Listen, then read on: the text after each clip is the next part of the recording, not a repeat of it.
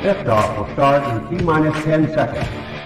10, 9, 8, 7, 6, 5, 4, 3, 2, 1. We have ignition.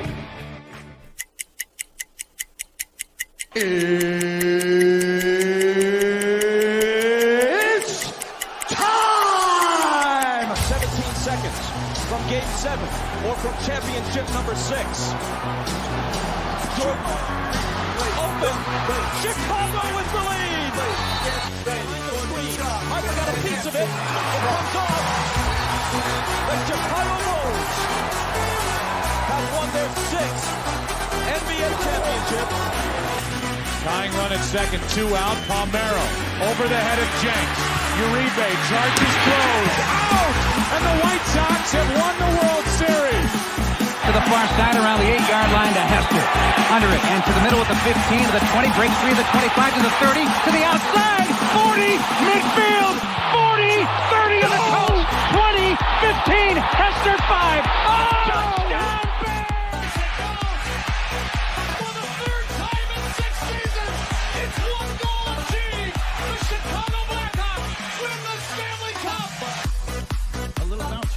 Toward Bryant. He will glove it toward Rizzo. It's in time. And the Chicago Cubs win the World Series.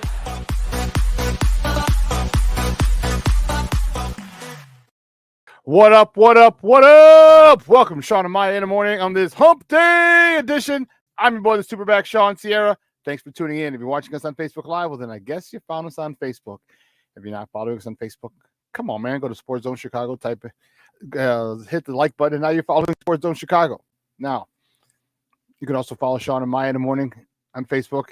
Follow that, hit that, pull that page up, like that page as well. Now you're following both.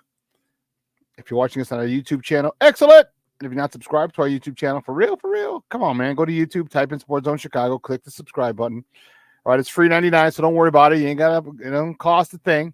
Go there and also hit the subscribe, not only the subscribe, but also hit the notification button. And that is the little bell that's right next to it. And that'll let you know anytime a show from Sports Zone Chicago is going live. You get it? Got it? Good. Now, if you're watching this on our mobile app, please don't tell me you didn't know we have a mobile app. All right, so wherever you get your apps from, if you didn't know, well, now you know. Wherever you get your apps from, go there, type in Sports Zone Chicago. Okay, it doesn't matter whether it's iTunes, Google Play, Amazon, Walmart, Kmart, 7-Eleven, Zayre, Zemsky, Macy, Montgomery Wards, Woolworth, Weebles, Goldblatts. It doesn't matter. Go there, type in Sports Zone Chicago, download it. You take us with you on the go.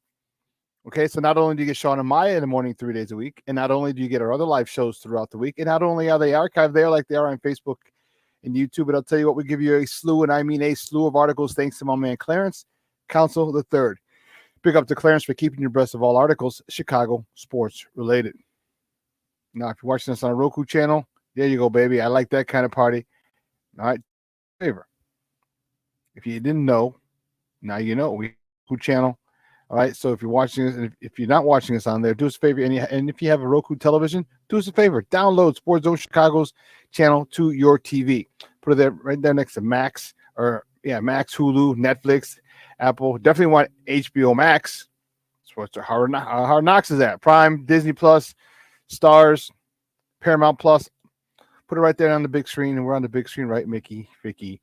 Now you can also tweet the show. You can tweet us at Sports Zone Shy. That's CHI at Sports Zone Shy. Now, if you want to follow me, just me personally, want to know what I did? Let me tell you what I did. I made it nice and easy for you folks. Nice and easy.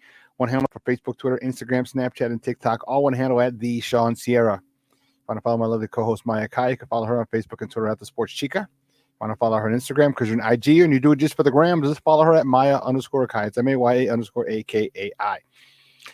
Man, we got a great show. We got a lot to talk about, but I need you to get interactive. So whatever platform you're watching us on, whether it's Facebook, YouTube, or our mobile app, leave a question or comment on that platform. It'll come up here in the thread. We'll put it up on the screen, incorporate it into the show. And that, my peoples, is what makes this the best morning Chicago sports talk show around. And that's you. So bring them all, baby. Questions, comments, smart ass remarks, because ain't nobody scared over here. And like The Rock said, baby, don't sing it, just bring it. So let's see who we got in the chat. The chat's jumping already. Jay Grizz in the house. What up, Jay Grizz? Hey, you first in line, baby. I like it. Cornelius Squalls in the house. What up? All the sports owners in the house. I like it. Mr. Shorty is in the house. Shorty, good morning, Papa. Thank you for tuning in. Michelle Wall's in the house. Good morning, sir. Thank you for tuning in. The lovely Lavette Lee, thank you for tuning in, Ma. I appreciate it. Thank you, Betty Mush. Thank you, Betty Mush. Jerry said, I'm driving home for work for 3 weeks, so I won't be able to chat while I'm in the office. What do you mean? You won't be able to chat? What? That's all right. And you're coming home this weekend. I thought it was last weekend, but reading is fundamental. And I'm still learning, practicing my hooked on phonics. Okay, so just work with me here. Work with me. I appreciate it. Bruja 7 is in the house. Good morning, buddy. How you doing? Thanks for tuning in. I appreciate it. Yeah, it's, this weekend, August 24th. Nice. So, sorry. August 24th. Yes. Betty, nice. What's today? Wednesday, Thursday, Friday. Oh, so Saturday. Yeah. Well, maybe we'll try and get together there. Oh, what the heck happened? See that? That's wild. My light just kind of went crazy on me. Anyway, yeah, Shorty, hit me up, man. We'll try to get together. I got some people coming in from out of town this weekend. They'll be here Friday, Saturday, but no worries. You know, maybe we'll catch a brunch on the weekend and Sunday. Yeah, hit me up when you get home. Roberto, what's up, buddy? How are you? Thanks for tuning in. I appreciate it. Oh, you'll be in West Chicago. Okay, damn, that's way out there. Okay, no worries. I'm out northern, so I can take 355. We can meet somewhere close for brunch or something. Who knows? All right. I appreciate it. But man, we got a lot to talk about, man. Where do we start? You know, we got the Cubs to talk about. We got the Sox to talk about. We got the return of Javi Baez. First time he's been in Wrigley since 2021. How you Cub fans feeling? You know, he was a very popular player. It's a very popular player, you know, and when he was traded, it hurt. It hurt a lot of people. I heard a lot of people. It was funny. I saw someone on Twitter. I should have saved that and sent that to Steve-O. But it was funny how he's warming up yesterday and before the stadium opened. So, you know, he's out there he's out there warming up and getting ready for the game. He walks into the dugout. He's talking with one of the guys in the team, walking into the dugout, and one of the workers, because there's literally nobody in the stadium except the workers. The fans hadn't been let in yet. And she's like, I love you, Javi. I miss you. So he comes back out. He waves at her. And that was, you know, as much as I think the Cubs are stupid and so are their fans, you know, Javi was pretty cool. There's a couple guys, and then more so the fans that are it is. But I digress. Javi was a very popular player. All right, his baseball IQ was through the roof while he was here. You know, and you know, yeah, Jay Grizz joined the party. Jay Grizz, El Mago, you know it, baby. There were just so many things he did that just wild. Like, man, you know, King Book of World in the house. That's what I'm talking about, baby. Yeah, Roberto, you're right. He never should have left. But you know, you're retooling. You're kind of dismantling the dynasty that never was. What are you gonna do, huh? Patty, good morning. Thank you for tuning in. I appreciate it. Plank in the house. How you doing, Papa? Thank you for tuning in. I appreciate it. So we'll talk a little bit about that. The White Sox, we lose again. We're inching in closer to the all-time record for most losses in a season. Man. That's all I got to say. Man. Man. We can't do it. We need to go on a winning streak, baby.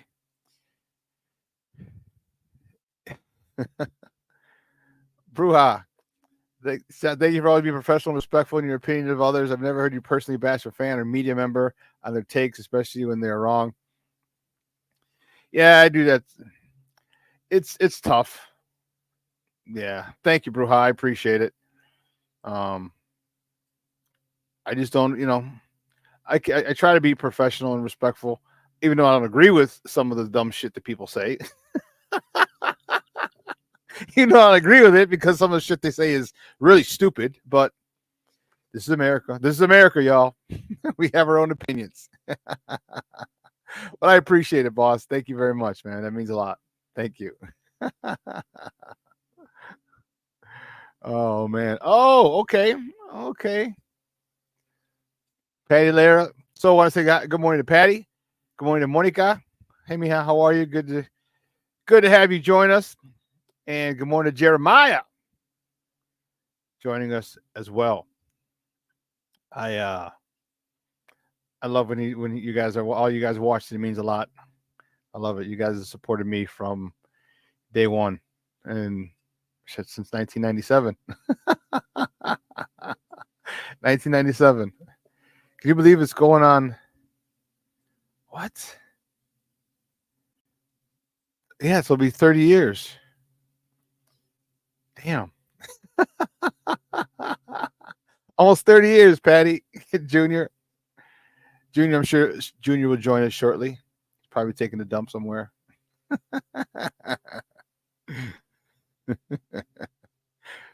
King Book of World. Hey, I hear you. Let's go. We're going to do this. Be the greatest, shittiest team of all time.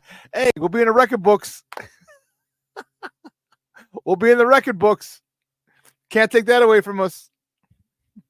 And I don't think anyone wants to take that away from us if we get there. That's for sure. Oh, man. Lord have mercy. Then we got Bears to talk. We got a lot of Hard Knocks.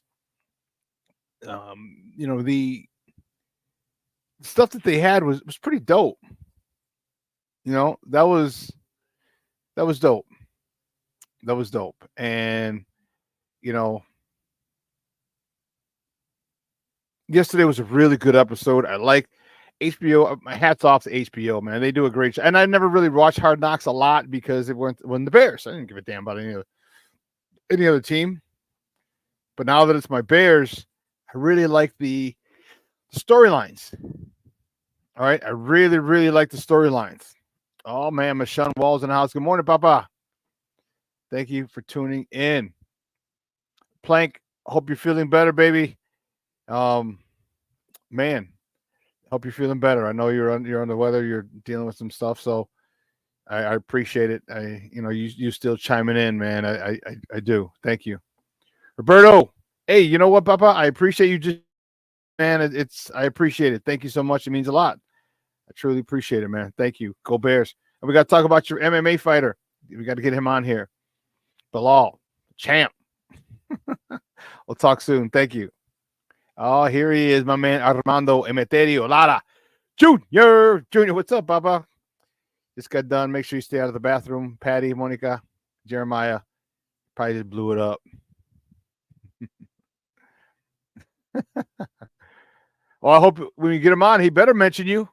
He better mention you, Roberto. He better remember you. But, man, Junior, make sure you stay out of the bathroom. I'm sure Junior blew it up. Leo Factor in the house. Good morning, Papa. How are you? Thank you for tuning in. Don't they, though?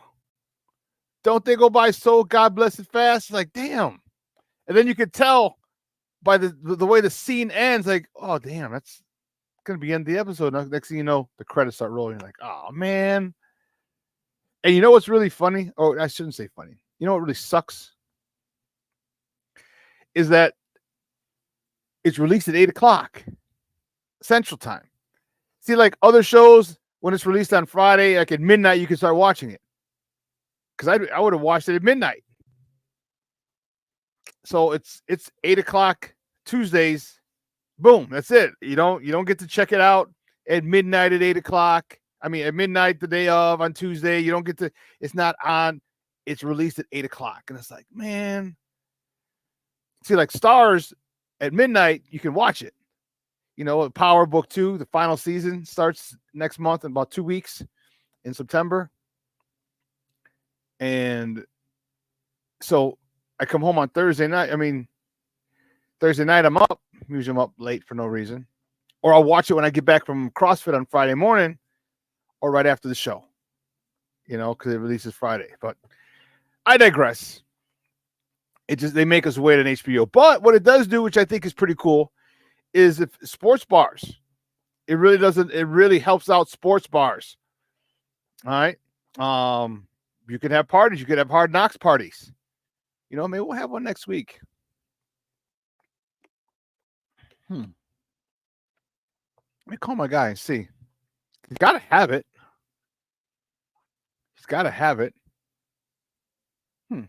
Okay. Now you give me some ideas. Let's see who else is in. Anyone else new check in yet? Leo, even when I'm on the treadmill, the episodes go by fast. Hey, well, that's good. You know what? They'll put 2 back to back. Watch 2, so you get a great workout and 2 episodes. Even if you will have seen the first one or one of them prior. Well, that's good. But anyway, yes, we got a lot to talk, man. There was a lot going on yesterday in the episode. A lot of storylines. I like the Tyson Bagent storyline. Notice how they glossed over, and we'll talk about it more. Because I was mad. I was mad, and it's frustrating. I was mad about they only glossed over. They mentioned it. The Simone Biles wearing her Green Bay jacket. She didn't wear it out. You saw it was her friend who wore it out. Yeah, I was a lot annoyed at that. A lot annoyed. And I get it. She's not a big sports fan. Okay. But again, if Jonathan, and I don't know if they came together, because she was with that girl, so her and that girl might have come, because football players got to be there like 3 hours before the game. So you're there like 9 o'clock, 9:30. Excuse me. Wives don't want to be there that early. They have a spot for them. There's a room downstairs, and obviously they can walk the field a little bit, but wives don't want to be there. Get them there at 11-ish. When they're good. So she probably went with her girl.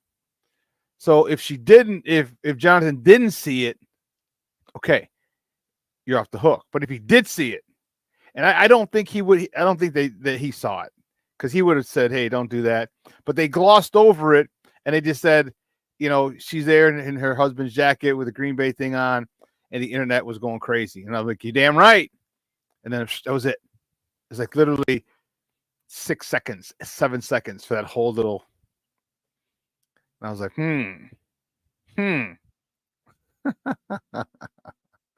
So we're going to check that. and you know what it really did? And we'll talk about this a little more at length. It showed the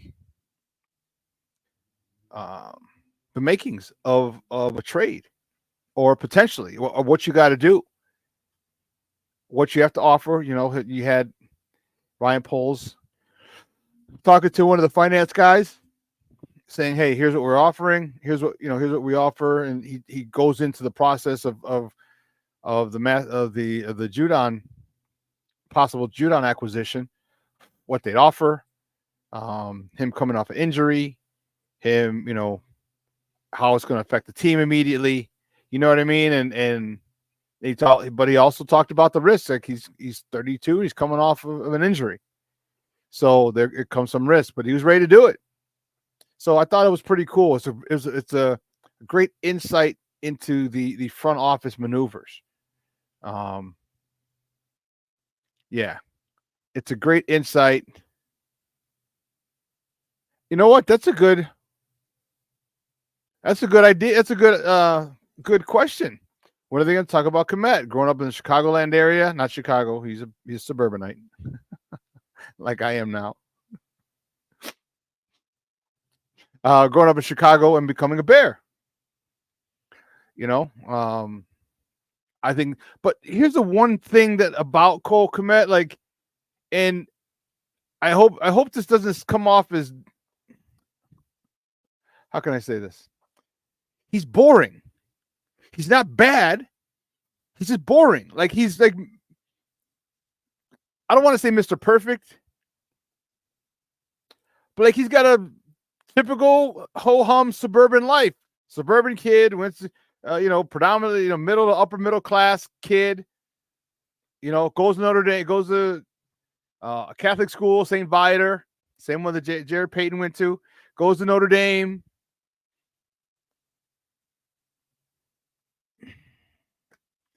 Really good tight end, not a great tight end, but really good tight, more than above average tight end. And it's not a bad thing, because listen, everybody's story isn't deserving of a storyline. Some people's lives and things are more interesting, intriguing than others. And his story really, it's intriguing that he's a Chicago kid, yeah. But like, to me, he doesn't have that gravitas,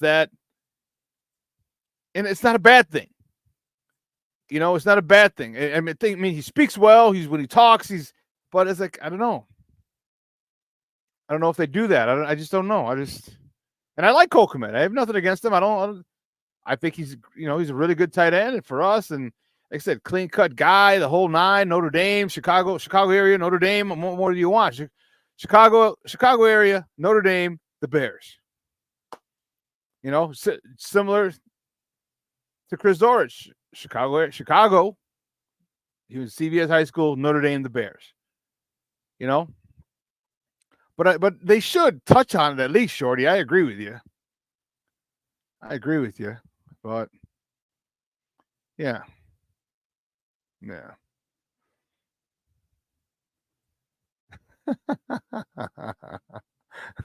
Cole Kmet from the mean streets of Lake Barrington. Watch your mouth, SuperBack.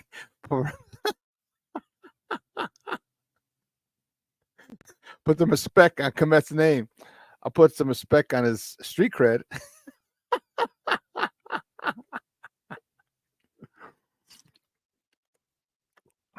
Jay Grizz, you're on fire this morning, baby. You're awake. Oh, you're an Irish fan too, huh? Okay. So I was never really a Notre Dame fan until maybe, and it was tough for me.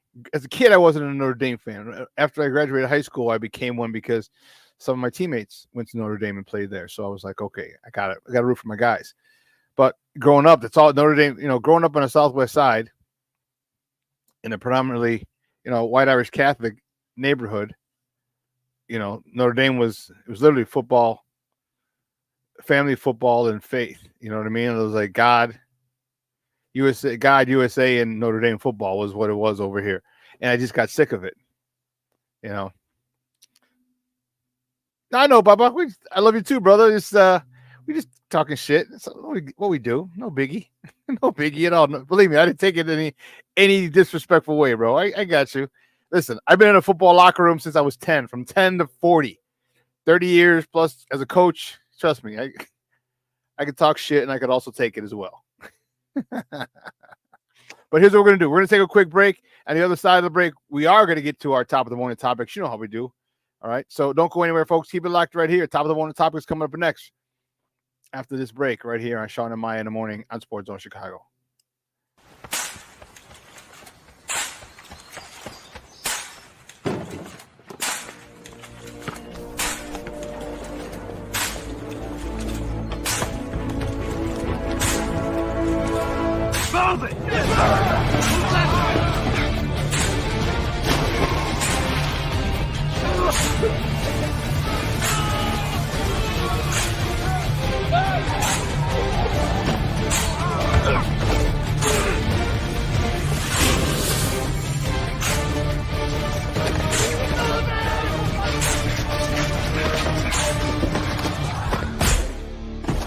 Many will hear the calling.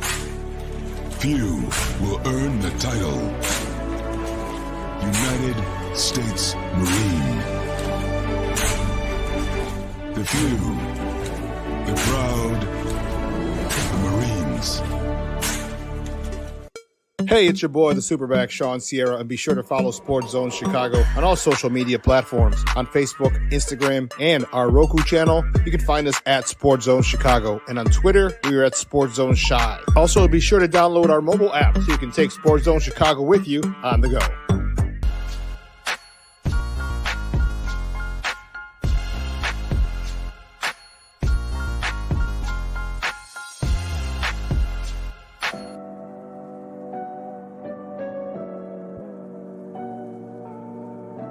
How do you take care of your mind health? For my mental health, I meditate in the mornings. I have my dogs. They're the best. I just find ways that help me just relax. Finding things that make me happy, like being close to my family. I meditate a lot and read books. I have hobbies outside of the game. I'm able to switch off. I'm able to turn my brain off from the game of basketball. Your mind health matters. Your mind health matters. We are looking for a few heroes, mentors, trailblazers, innovators, a passion to change lives, spark curiosity, open hearts, and awaken minds, help students answer the question, who am I? This could be your calling, but this is no job. It's the journey of a lifetime. Be a hero. Be a teacher. Mental health and learning disorders don't discriminate. 17 million children and adolescents in the United States live with disorders like anxiety, depression, ADHD, and dyslexia. Less than half get the help they need to thrive. Help the Child Mind Institute change these children's lives. Visit childmind.org.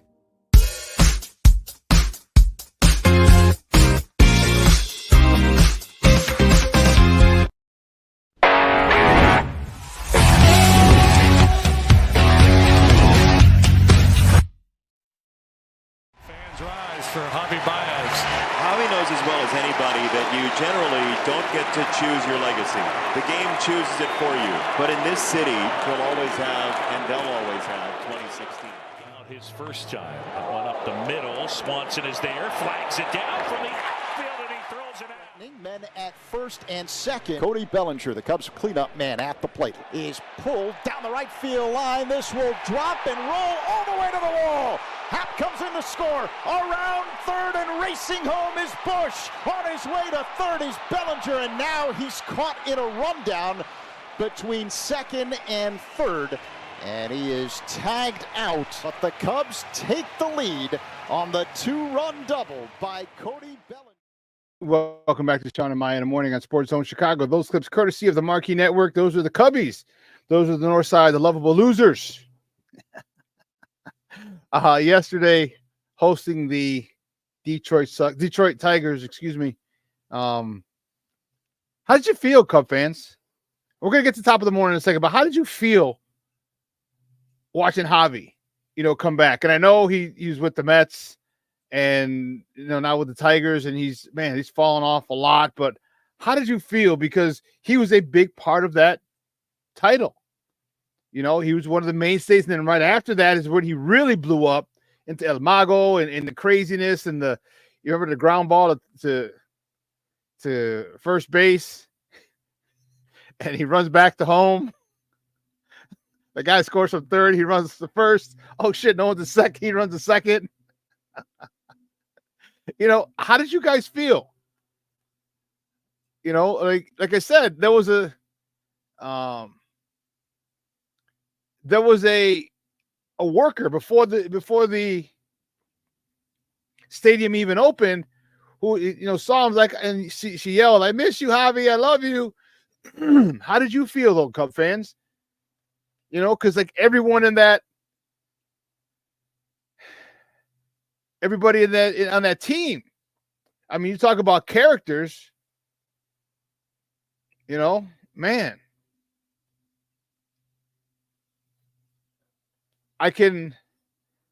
It kind of reminds me of when the Big Hurt left. You know what I mean? Like you didn't belong in the Oakland A's uniform and the Toronto Blue Jays. No, man. You're the Big Hurt.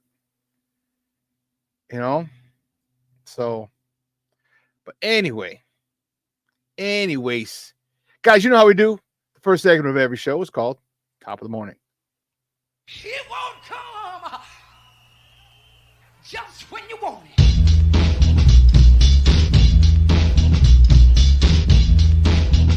Top of the morning to you. Top of the morning to you. Top of the morning to you. Let's see. Which way do we go? Which way do we go? Which way do we go? Let's see. I know which way we go. We're gonna start off right here.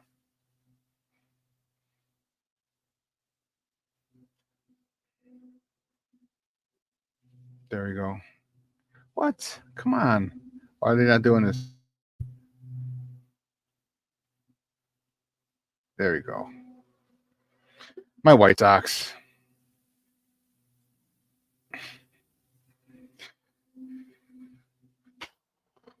In the Bay Area, my White Sox take a tough one. Take a tough loss. They fall to the San Francisco Giants 4-1. You know, Davis Martin, he got the start. He got the loss. He's 0-2. He went 4 1/3, 4 hits, 3 runs, 2 earned, 2 walks, 5 punch outs. Lenine, I'm not Sammy Sosa, was 1 for 4 with a double, his 9th. Driving in the only RBI for the good guys. Gavin Sheets was 1 for 4. Dominic Fletcher, who looks like a 12-year-old. He does. He looks really, really, really, really, really, really, really, really young. Oh my goodness. When they put his picture up, at the stadium, like he looks like he's still in high school. He is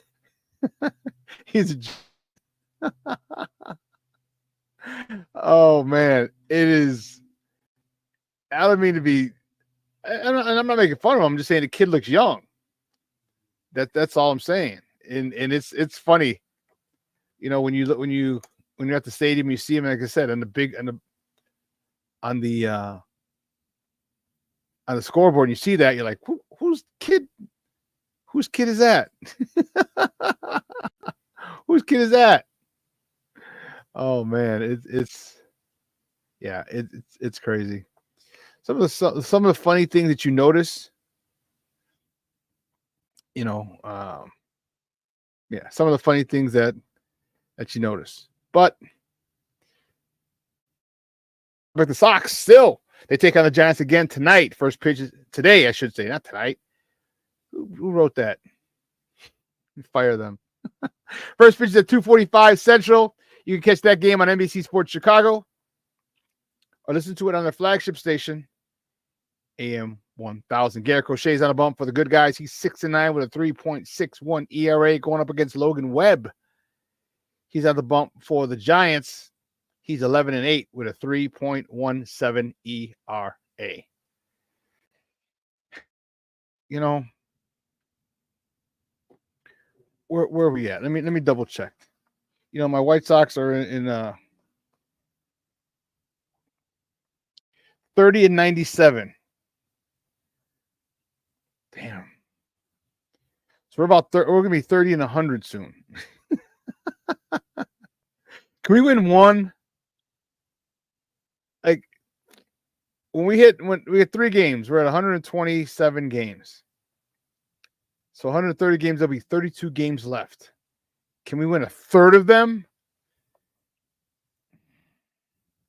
Now, if we go according to our average, which is 236, man, that hurts. That hurts. That hurts, man. Oh, well. The next top of the morning topic. The Cubs, they beat the Detroit Tigers. Sorry, I have a habit of saying that. They beat the Tigers 3-1 yesterday. Javier Assad got the win. He got the dub. He's 6-3 on the season. He went 5 2/3. 6 hits, 1 earned run, 1 walk, 7. Call them 7 punch outs. Cody Bellinger, as you saw on the break, coming out of the break, was 2 for 4. One of his hits was a double, his 17th of the season, driving in his 49th and 50th runs of the year. Dansby Swanson drove in the other one. He was 1 for 2 on his 10th homer of the season, driving in his 42nd RBI on the year. Keeping it moving with the Cubs. The Cubs host the Tigers again. They play tonight at Wrigley. First pitch is at 7:05 East Central Time. You can catch that game on the Marquee Network or listen to it on their flagship station, 670 AM.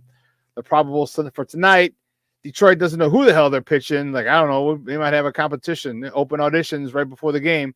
But he's going to be going up against Jameson Taillon. Jameson Taillon, he's 8-7 with a 3.62 ERA. Wouldn't that be funny if they had an open competition? Like, we need a pitcher. We need a pitcher. So anyone want to try out or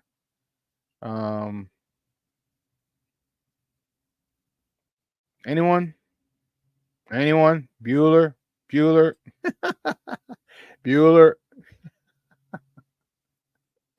That's jacked up. It's funny. Jacked up, but funny. Yeah, that'd be pretty funny. That'd be funny, but we'll see. Good luck, Cubbies. You definitely need to close this out. You need to close this out. Detroit is not a good team. They're not. And you got, one of the things that you got to take advantage of teams that, because you're trying to win. Like, you can't lose any more series. Like, truth be told, you actually got to go on a win streak. You know what I mean? Like, there's something you got to go, and I don't know what they're doing, what they're thinking, but I'll tell you what, they did a good job yesterday winning, and can they finish it up today? I don't know. I don't know if they can. And I'm not saying that just to be a Cubs hater, but they just seem to, I don't know. They haven't been able to come to for the big, last year, again, they had the same record at the All-Star break this year than they did last year, and they made a run last year. They're not making a run. They swept the Sox. Okay, big deal. But then they got swept. Who did they lose? Who did they get swept by? Like, you can't get swept. Like, you're in a situation where every game is of the utmost importance. So I don't know.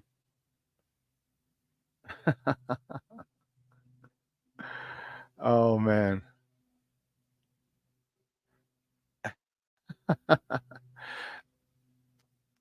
So Shorty, I've never heard of Boricua. What is that? Where is that? Well, it's not a place. All right, it's not a place. It's what Puerto Ricans are called, Boricua. That's what they're called. All right, so you'll hear, whenever you hear that, you know you're talking about a Puerto Rican. All right, you never say Boricua. That's all. That's what Jay Grizz was talking about, or our junior was talking about. Oh, Jay Grizz too, the Proud Boricua. He's talking about Javi. I felt proud because I never witnessed a Puerto Rican reach those championship heights Javi got to on the team that I love. Go Cubs. And I hear you. And as much shit as I talk about the Cubs, like, I get it. I get it. When in 05, I couldn't believe it. I never thought I'd be able to see it. And my aunt was happy. My aunt, who just passed away literally a year, well, not literally, but about a year and a month ago. I was a big Sox fan. Like, oh my God, I got so many things for her. I got a Sox mug. I got, obviously the newspapers, the Times, the Trib. I think it was the Reader, USA Today, just all for her to hold, you know what I mean? And like, I just never thought. And at that point I was happy because I'd seen all my teams, and I'm not a Cub fan, so all my teams had won a championship. I'd seen the Bears in 85, obviously the Bulls I saw. Obviously, the Blackhawks I saw, and then my White Sox were the final team that I really wanted to see. And plus, it gave me shit talking leverage to Cub fans because you hadn't won one in your lifetime. But I get it. And in 2016, I was rooting for Cleveland. Believe me, I'm not gonna lie. I wanted Cleveland to win. I never wanted to give up that leverage of World Series titles in our lifetime. But when I did, I understood it. Like my friend Dan Schaller, his coach, his dad, Gene, Mr. Coach Schaller, just passed away a couple of weeks ago, and he was one. He coached me in grammar school, and they, shout out to rest in peace, Coach Schaller. But they were all Cub fans, and I got it. When there so many people that I knew, like they were emotional. Like a lot of my Sox fan friends were emotional, because some of their parents had died before the Sox got the chance to win the World Series. And you see a lot of people whose parents had passed, and they grown up Cub fans and gone to games with them. You know what I mean? So I get it. So even though I talk a lot of shit about Cub fans, like I get it, and I understand it. I respected it. My buddy Danny, Dan Schaller, back in '84 when the ball went through Leon Durham's legs, ground ball to first base, it goes right through his legs, and it's like, against the Dodgers, that type. It's like those type of things, and I felt for him because he was crying. He was crying in my house. I was 12, 13. He was like 11. He was crying because he was a Cub fan. And so I get it, man. I get it. So I know I talk a lot of stuff, but it's all in jest, mostly. Mostly. So Shorty has to do, the Sox do have 30 wins. You can put that on the board.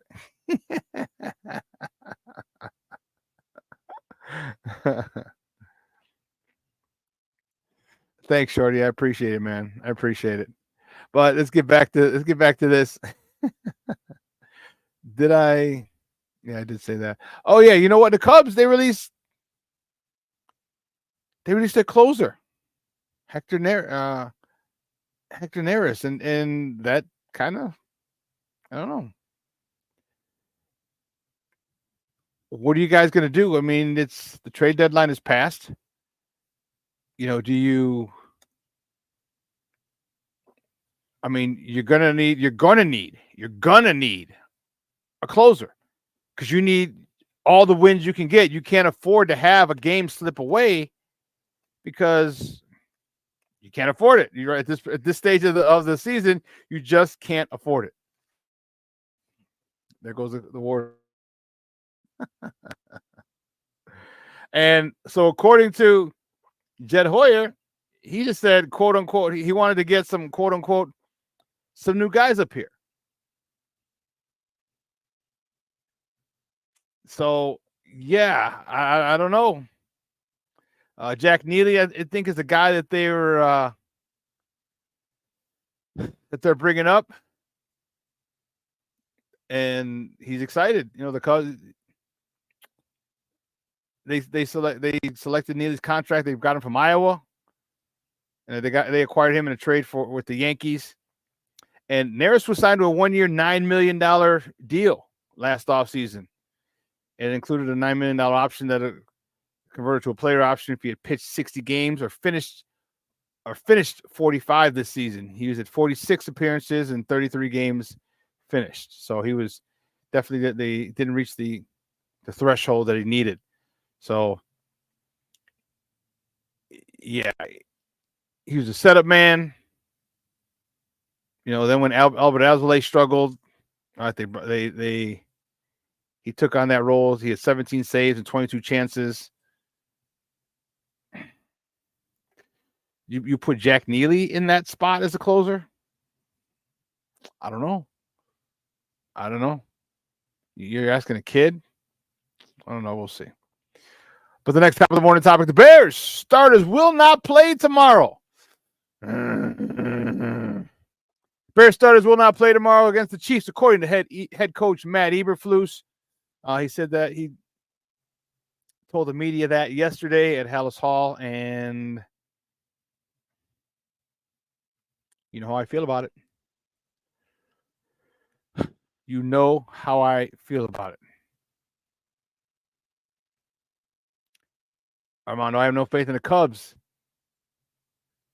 they should have been thinking about making a run a long time before now. I agree with you. I agree with you.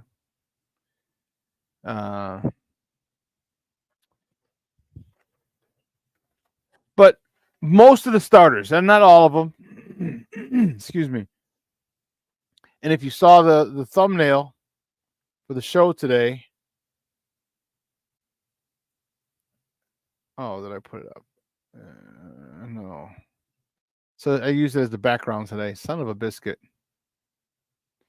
But the thumbnail was. No, I'm not going to do it. Oh, I can. Yeah, so the thumbnail is what should they play? You know, and you know how I feel about this. You know that.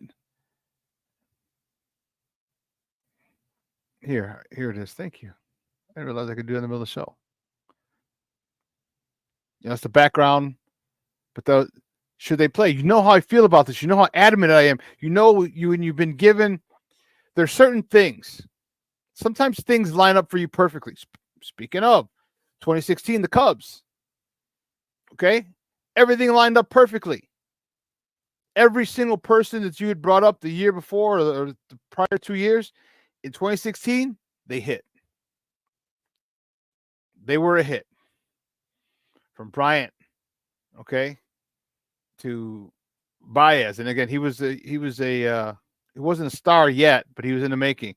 Addison Russell, Rizzo, all right, the pitching staff you had. And you really had no major injuries throughout that season. All right, the perfect storm. And the Bears were gifted something, and there's a perfect storm that would have laid a path. You were given the Hall of Fame game, which means you got to start earlier, practicing earlier. Hell, we'll go and talk about Caleb having access to the playbook before he was even drafted. So you have all that, and that's why that's one of the reasons Caleb looks good now. Is he's been in the system longer than had he been in it when they drafted him. Had he started after they drafted him. And and again, I don't know if there's any rules, because there's not that I know of, that they couldn't. And again, they didn't directly give it to him, but Shane Waldron gave that to his friend, who's Caleb's quarterback coach, and they kind of passed that on that way. So don't be surprised when when Caleb does well, or if he goes off sooner than you think. Like if he goes balls to the walls and 375 and 4 tutties in week 6 or 4, don't be like, oh my God. Well, they groomed him for this. They did everything, and Ryan Poles understood that. He saw the quarterback situation that he got when he got here. There was nothing around Justin, no offensive line, no receivers. He stripped the defense. He said, okay, well, let's give this quarterback, we'll draft a quarterback, and let's give this guy every opportunity to succeed. So he's been given great advantages, and you know what? He's taken advantage of them, of those opportunities to this point. All right, he's played 2 games. Okay. As the offensive line gets settled, Bates is hurt. So it looks like Sheldon will be the center. All right, Nate Davis, right guard. Tevin, left guard.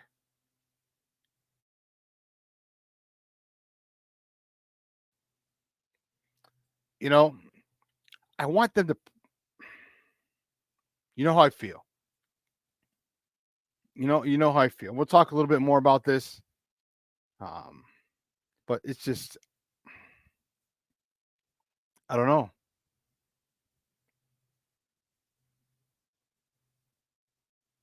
Yeah, Junior.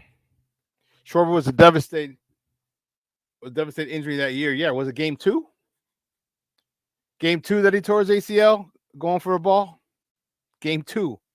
And he came back. Cornelius, no, the Chiefs are not playing their starters. Yes. And also, a lot of big sip. Yes, he did. Yes, he did. Yes, he did. You know,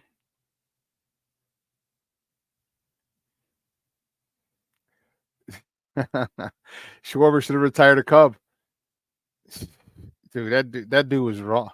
I mean, that is the quintessential example of a pure hitter.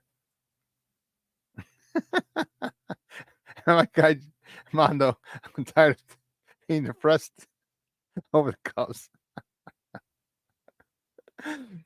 Bruja, they got extra reps. Everyone is fairly healthy. There's a lot of reps in the next couple of weeks. The game plan for Tennessee, the sitting out on a short week is okay. Let those battling get one last in. No, I hear you, but they got one in earlier. See what I mean? You got 4 games. Like had they played in the Hall of Fame game? Okay. Then played in, was it Buffalo, then Cincinnati? I'd be like, yeah, sit them. But you're gifted an extra game. And in that extra game, you didn't get any extra reps for your rookie quarterback learning a new system. Okay. That's all I'm saying. When you're gifted that, now you have 4 games. All right. When everybody else, except the Texans, has 3. Use it to your advantage. So now what's the purpose of this extra game for the starters? I could give a rat's ass about the end of the roster because of if we're not going to develop the top of the roster. And if it takes us longer, if it takes Caleb longer what if it takes him a game or 2 longer? Even if it's just 1 game longer where he finally gets it, I want him to get it sooner. 1 game sooner. That 1 game,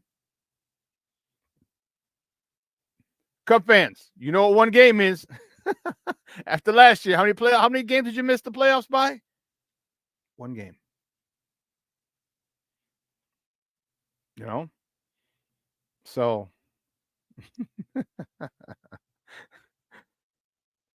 let's move on to football. We're talking football. Yeah. Plank says Cornelius Squalls. I agree. I was selfishly hoping Reed would play his starters. Yeah, he's got no reason. They're in the same system. All right, Patrick Mahomes. I think he's pretty good. All right, I think he's got the chemistry down with Kelsey. Yeah, I think they're okay. You know, I mean, trust me. If the Bears were in that situation where Caleb Williams is, I'm not even talking MVPs and Super Bowls. I'm talking year 2, year 3. If this was next year, oh hell no. I say, hey, you ain't got to show up to the game, Papa. I mean, of course, I'm being facetious, but no, you ain't even dressing. You know how Caleb came out in the second half, and all the starters came out in their civvies, in their skivvies, and their Chicago Bear administered NFL gear. That's how you ain't even dressing. You got no helmet. We ain't giving you a helmet. Nothing. So don't worry about it. So I'm not surprised at all that the Kansas City Chiefs aren't playing it. No.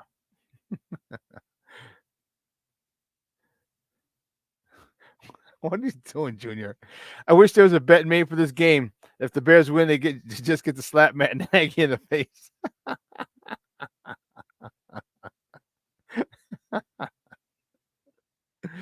And you know what?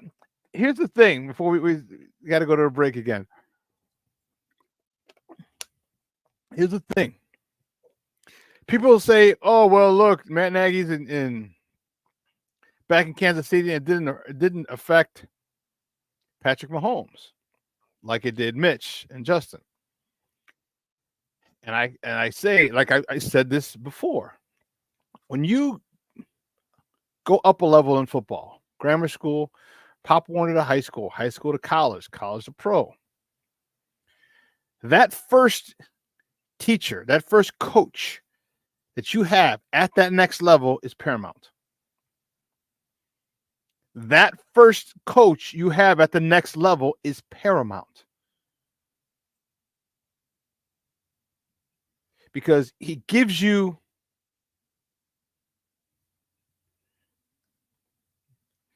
a foundation, a solid foundation, how to play at this next level.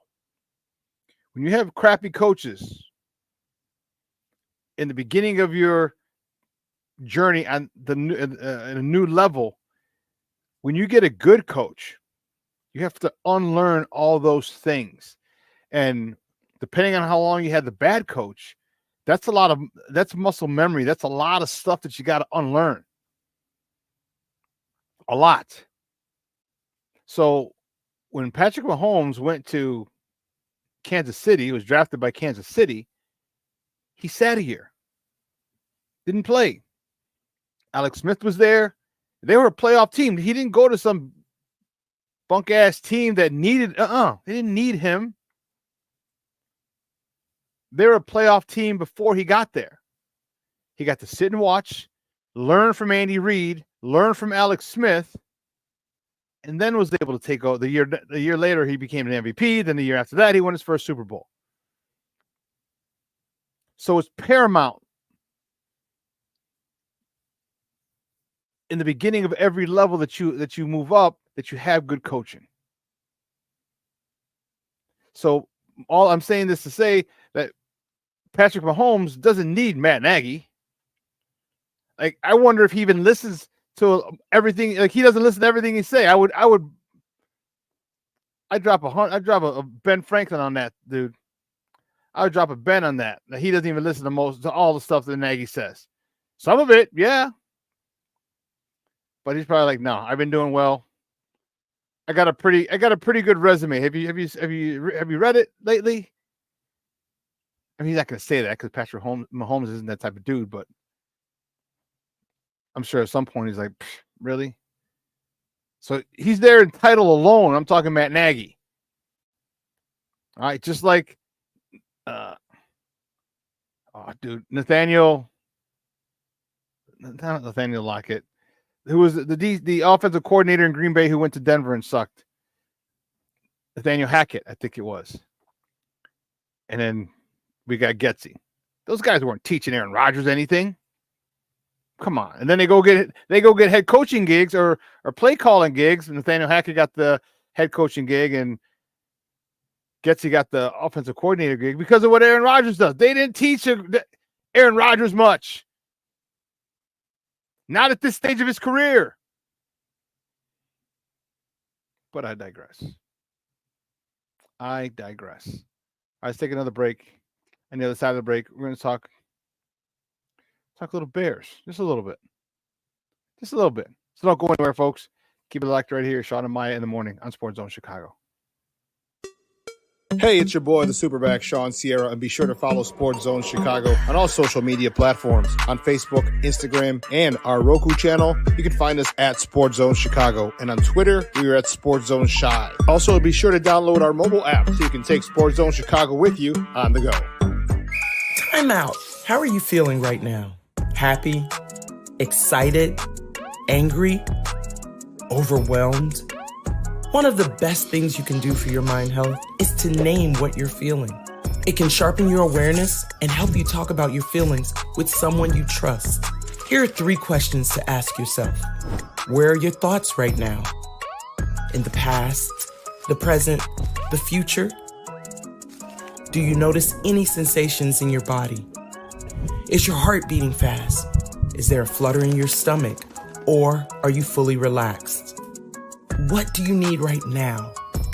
Time with others? Time to yourself? Remember, there's power in this awareness. So find ways to identify what you're feeling today.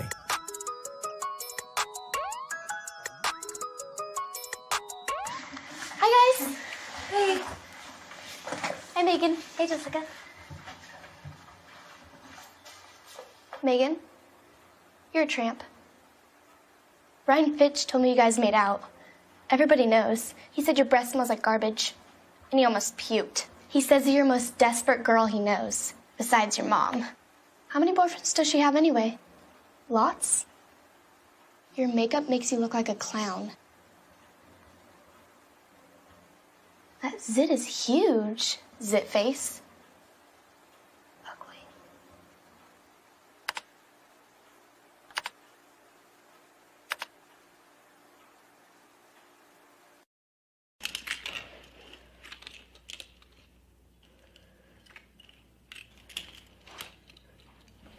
Hey, bud, what you doing? I'm playing with cars.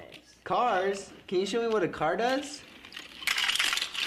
Whoa. Hold on a second. First of all, this is a school zone. So you need to put down your cell phone, stop texting, and let's get to driving. Now you're coming up to a stop sign, right? You need to slow down and stop before you hit that Y line. I want you to look left, right, left. You don't want to get hit by a car going on your left and to your right to make sure you don't get sideswiped by a guy coming from your right. You're coming, and you see a crosswalk. You better slow your horses down because the #1 rule of driving is always yield to pedestrians. Now stop, pull over, and you are done driving. Gosh, what do they teach you kids in school nowadays?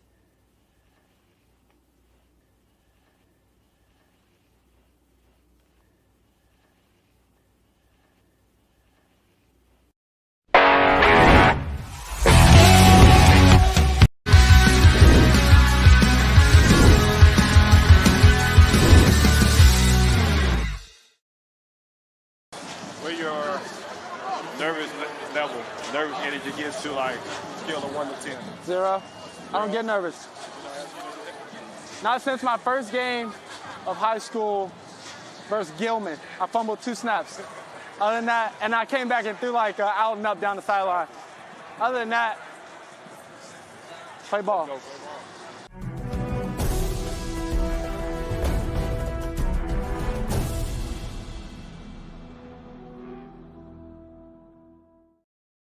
Welcome back to Shawn and Maya in the morning on Sports Zone Chicago. Those clips courtesy of HBO Max. Yeah, he doesn't get nervous. He doesn't get nervous. Yeah, that's crazy. That's crazy. I can't say the same. So I would get nervous before every game. My last 8 years of playing, I don't think, and it wasn't nervous. Let me say, I just had to get hit one time. All you guys who played football will know this thing. I had to get hit one time, and then I'm good. So I wasn't nervous for the game. There was just some, I don't know. My first year playing in 5th grade.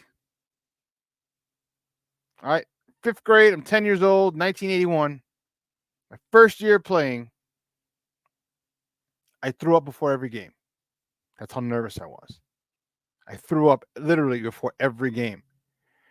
One game, we were at Market Park, and I moved from our regular field on 71st Street, if you guys know the South Side or know Market Park.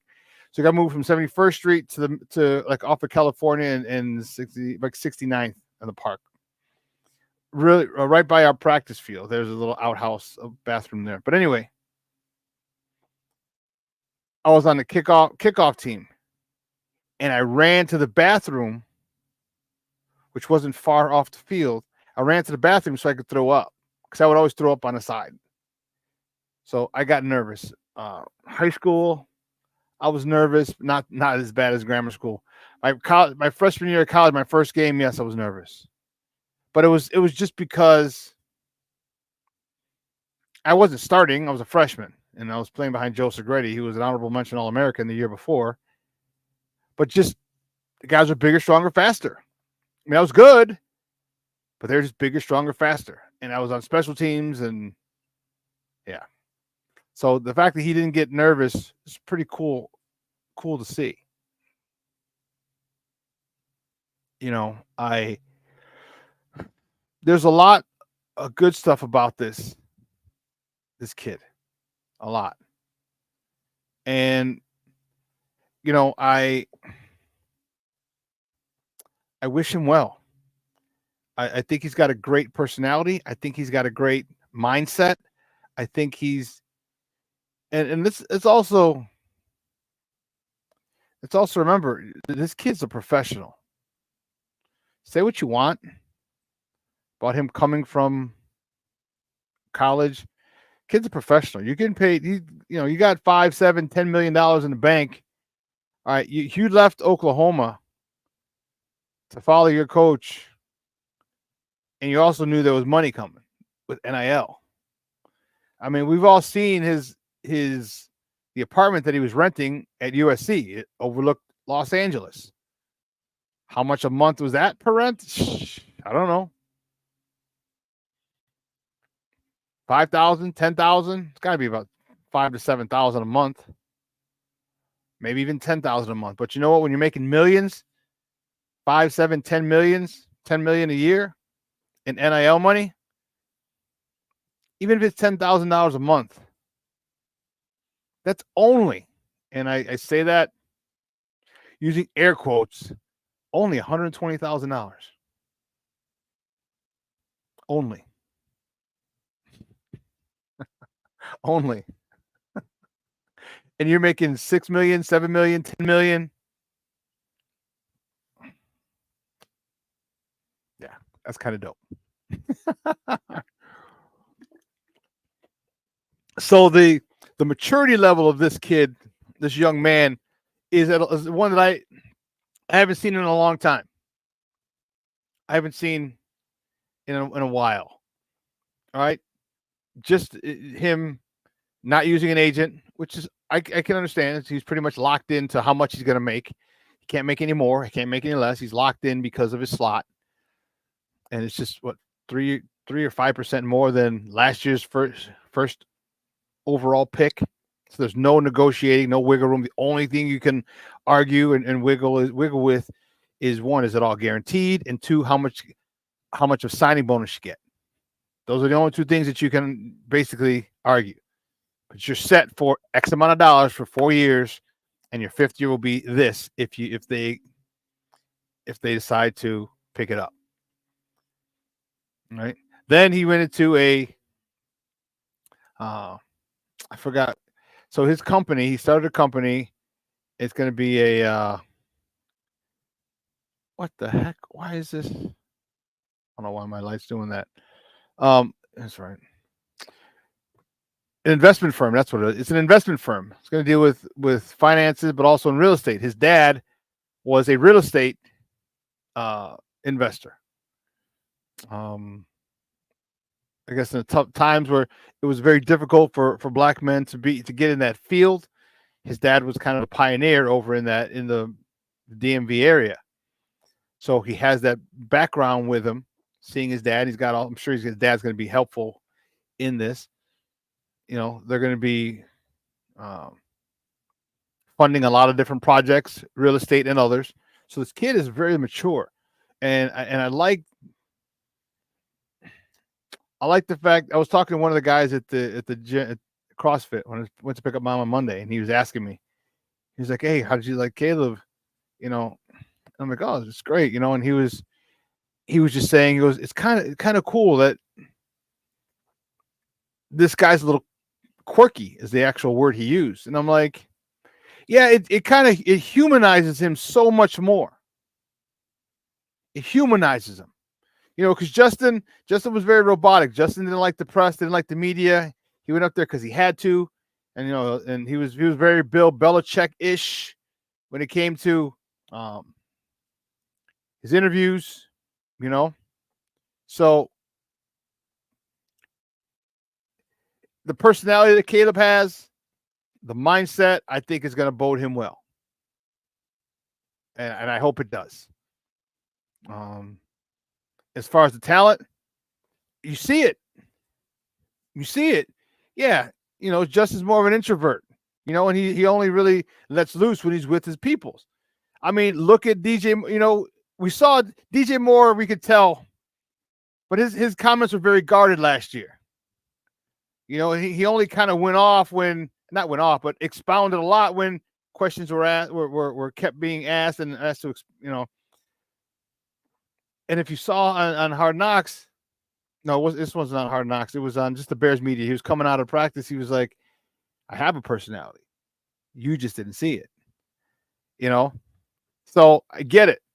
You know, that's how Justin was, but this is how Caleb is. And Caleb is, you know, fun going. And hell, I'd be very outgoing if I had $10 million before I even got into the NFL. If I was a Heisman Trophy winner and my apartment overlooked the city of LA, so I lived in the hills. What if you lived on Mulholland Drive? But I digress. But the talent is undeniable. And, I think the one thing that the couple of things that he's done are good. And we critique him, but as we critique him, we got to remember some of the critiques we have are nitpicky. Okay. And the kid's a rookie.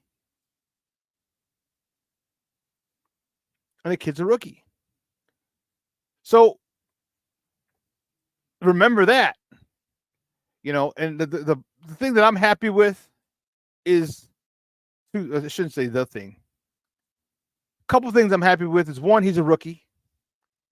Two, yes, Mr. Shorty, it's preseason. But three, he's got Shane Waldron. All right.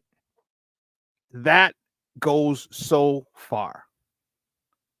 I can't even put it to words how important that is. All right. We see what bad coaching does for you. Okay. We see it. We've seen it. We've seen it. Now let's see what good coaching does. So now you get a good coach with an extremely talented young quarterback, thrown to three extremely talented wide receivers, having two extremely talented running backs, because I don't know about Roschon Johnson, and he's out with a concussion. Two extremely talented running backs and two talented tight ends to throw to. That's a perfect, what did we talk about? Perfect storm earlier? That's a perfect storm of good. It's a perfect storm. So we're going to, so all the people, you're going to get a lot of the pro Caleb people like, oh, we told you. Like, okay, that's fine. And yeah, he's playing well, and I'll be happy for it. I really am. Remember, if he plays well, guess what? The Bears play well. And that's what we want. We want our Bears to play well. But there's also nature versus nurture. Like, you don't get to that level. You don't become great. Ask Patrick Mahomes. Ask Tom Brady. Ask Aaron Rodgers. Remember, Aaron Rodgers was with the dude in Dallas. I'm not sure if he had Holmgren. I think Holmgren might have been gone. But Brett Favre had Mike Holmgren. I mean, all these quarterbacks who were great, or people want to consider great, have had great teachers.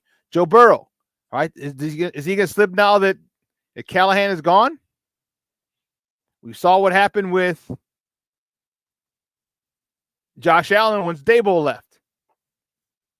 But I also talked about having a good coach at the next level, at the beginning of your next level. And Caleb has a good coach in Shane Waldron. Caleb has a really good coach in Shane Waldron. I hope Shane Waldron stays 2 seasons. Because at that point, Thomas West can move in and Shane Waldron can go get a head coaching gig. But all the fundamentals and the foundation of his play in the NFL will have been a solid one, learning from Shane Waldron. And Coach West can build on that, as opposed to Coach West coming in having to teach him to unlearn shit and then learn it his way. No. He's already learned the fundamentals, good habits. So, great position for Caleb. And give me your thoughts, guys. Some people we've talked about, did you want them to play? I did. I wanted them to play. Even if it's 2 series. Mr. Shorty says, I love, all caps, how Waldron runs a modern version of the T formation. Anyone who knows me knows I keep calling for its comeback. Cornelius Squall said Waldron is light years ahead of Nagy and Getsy. I agree.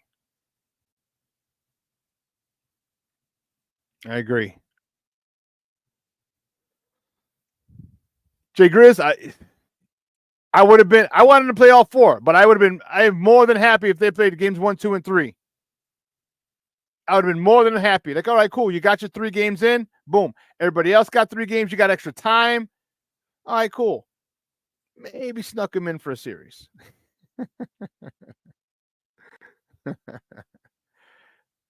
Jay Grizz also said, however, like you said, since they did not play game 1, I would have hoped they played game 4. Yeah. I just don't get it, but okay. Okay. And I hope, because now you're going from let me look at the dates.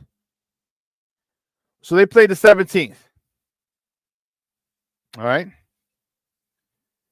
That's 3 weeks from 3 weeks of game time. You got the 24th this weekend, the 31st, and the 7th is the Saturday. So the 8th is Sunday. So 22 days is going to be off.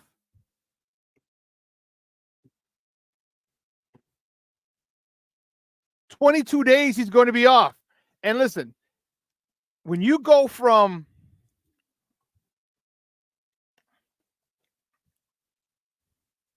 action weekly, boom, boom, boom, boom. So they last 3 weeks. So you get 3 weeks of games and 3 weeks off?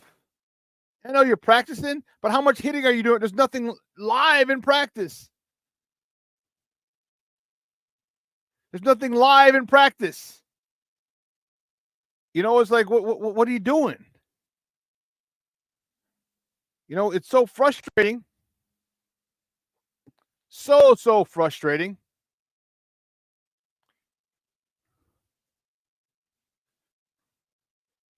Because, you know, we're going half, we're going third, we're going, you know, come on, dude. What the hell? 3 weeks on, 3 weeks off. What is wax on, wax off? You know, it's like, come on, dude. It's I'm just not happy with that. Not happy. And call me get off my lawn, Shawn, which I am. But I don't know. It's just too much time in between.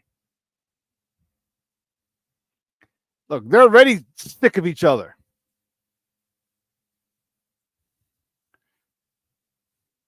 They had a humbug. It was scrappy in practice yesterday. Check it out.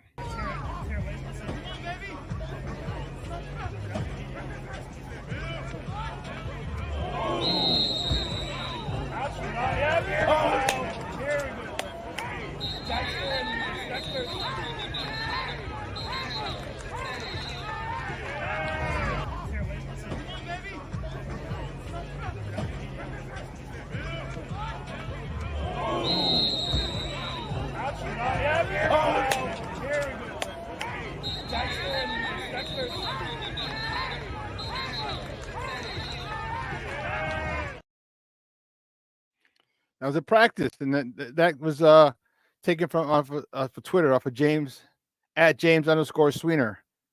All right, give him the credit he deserves. That was his video.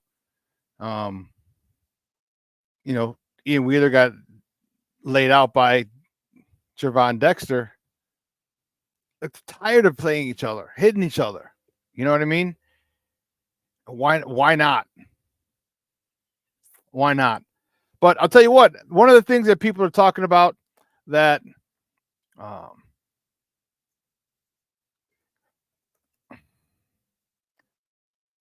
I believe is pointless, but everybody is having it fit. People who don't know it, again, it's giving people things to talk about. Keenan Allen. Like, oh, he's doing this, he's slow, he did. It's like, come on, man. Really? You want to talk about that? You're talking about Keenan Allen. We're talking about a 6-time Pro Bowler. 1,200 yards last year. So he's going to go from 1,200 yards to a buster? 1,200 yards to a buster? No. No. Okay, what a lot of players will do. A lot of veterans will do. And he's 32, 33 years old. 31, somewhere in there.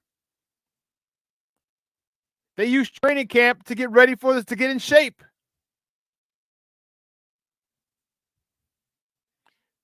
Yeah, Jay Grizz said Keenan has never been a speedster. No, he hasn't.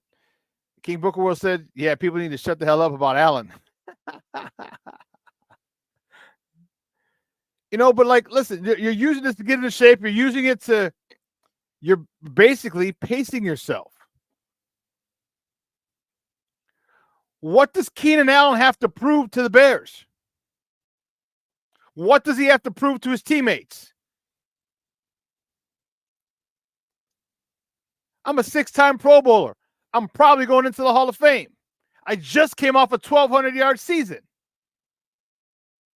I didn't come off of a 600-yard season, starting every game. It's a 1,200-yard season.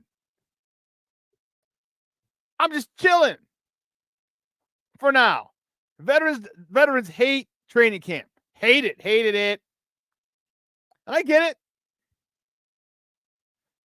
King Booker World, if there's anybody not to worry about on this team, it's Allen. Yeah.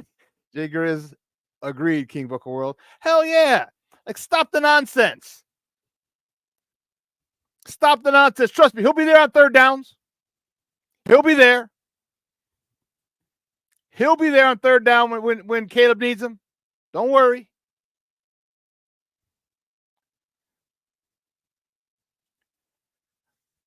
But getting into because the answer to the question, is Keenan Allen washed up? Hell no, he's not. Not even close.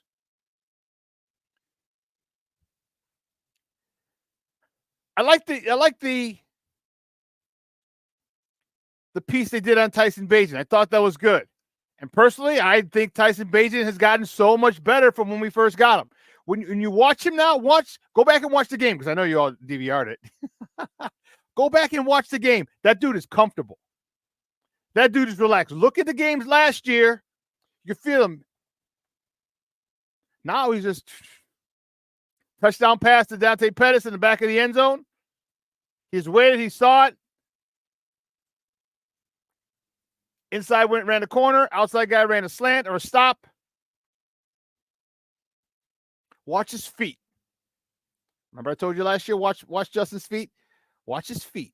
Watch Tyson's feet. They're calm. They're relaxed. He's calm. He's relaxed. Just watch him. And you'll get a chance to watch him all day tomorrow. But watch him. When a quarterback's feet are calm is when he's comfortable. It's when he's comfortable. He understands it's an NFL pocket. He understands there's going to be guys flying around him. He understands the pocket's going to form around him. He just has to step up, move left, move right, or step up and throw. He's not nervous. He doesn't have happy feet, it's called. I think many of you may have heard that term, happy feet, when a coach. Only person who ever had happy feet was always calm, and he didn't even always have them, was Peyton Manning. He only had his feet were happy because he was looking around at his receivers. I love Tyson Bagent. I hope Tyson Bagent has a career like Chase Daniels. I hope so. I want at least the first 4 to be with the Bears. I would say first 6. He's here with the Bears 4. They extend him for 2 years, because just as Caleb is growing and learning this offense, and next year Caleb's going to be even better, guess what? So is Tyson Bagent. Tyson Bagent has already won games in the NFL. He's already won 2 games in the NFL. His record in the NFL as a starter is 500.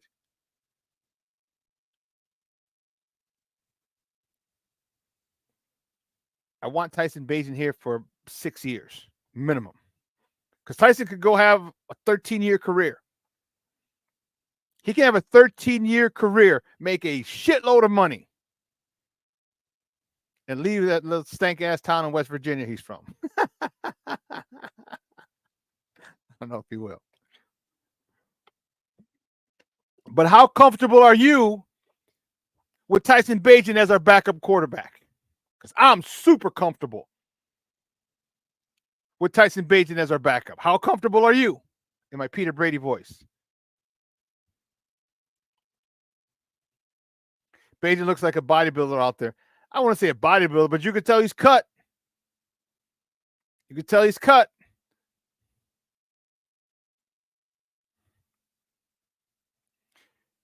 Well, he's a CrossFitter. He trains like a CrossFitter.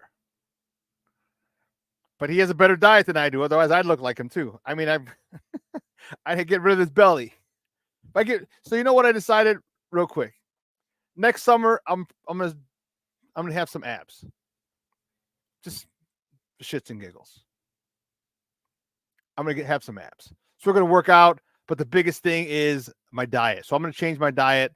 Next, I like eating. I'm from the Chi, baby. We got some of the best places. One of my guys at CrossFit owns 2 gyms. Remember, I went to a steakhouse on my birthday. He's got another. He's got an Italian restaurant.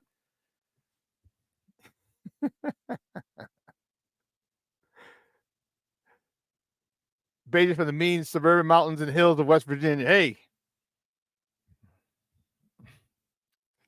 we all saw. Hey, we know how people come from the mountains and those backwoods. We all saw Ozark. We all saw Ozark and Ruth Langmore and her cousins, her brother and her cousins.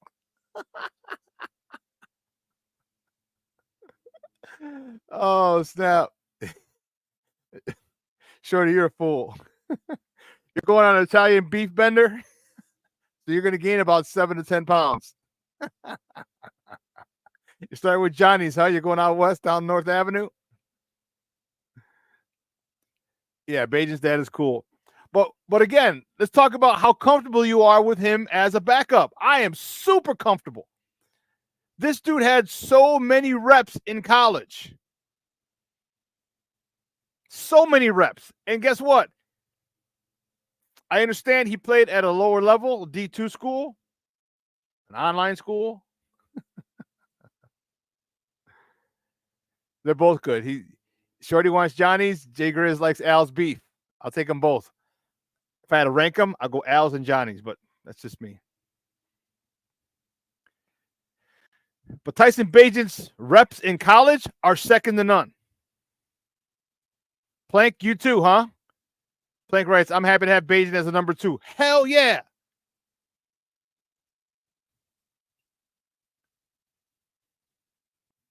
Oh, come on, Shorty. Where's Al's Beef? Al's Beef's on Taylor Street. It's right by UIC. And then you get to walk across the street to go get some lemonade, Italian ice from Mario's. Across the street, Italian. The lemonade. Oh, man. Italian ice across the street. Whew. It's on Taylor Street. Google it. And across the Mario's lemonade. But I digress.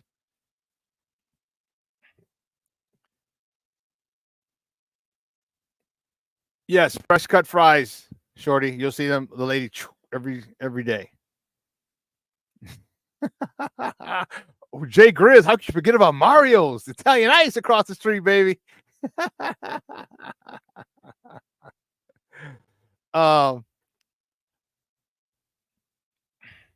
Plank, from your lips to God's ears, Plank says it looks like we are actually starting to develop QBs instead of destroying. LOL. Yeah, that's not funny. That's legit. That's real talk. Yes, Taylor Street's in Little Italy. Well, what some people want to call Little Italy. Little Italy is actually about 24th and Western, but that's another story. Yes, Taylor Street, Shorty. I am real comfortable with this offense.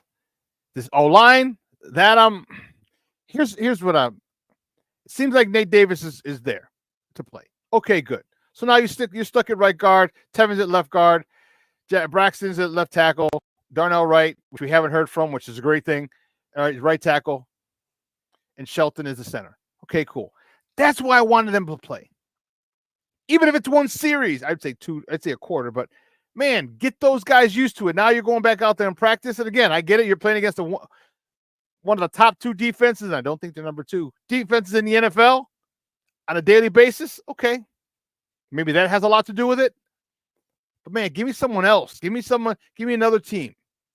Let me work on someone else because he and I know each other. The people that I block, we know each other. We know our strengths, our weaknesses, our tendencies. We understand that. We know that. We know their tip-offs. We know their tells. Oh, he's spinning. He's coming on he's doing a stunt. Why? Because his hand ain't, you don't see the whites of his knuckles. He ain't leaning, his hand isn't deep into the dirt.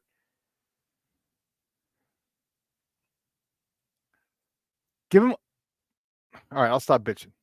But it's just frustrating, man. It's just frustrating that Jay Grizz, yes, and Trout DiMenzo's as well, Mr. Shorty. Yeah, for a pizza puff.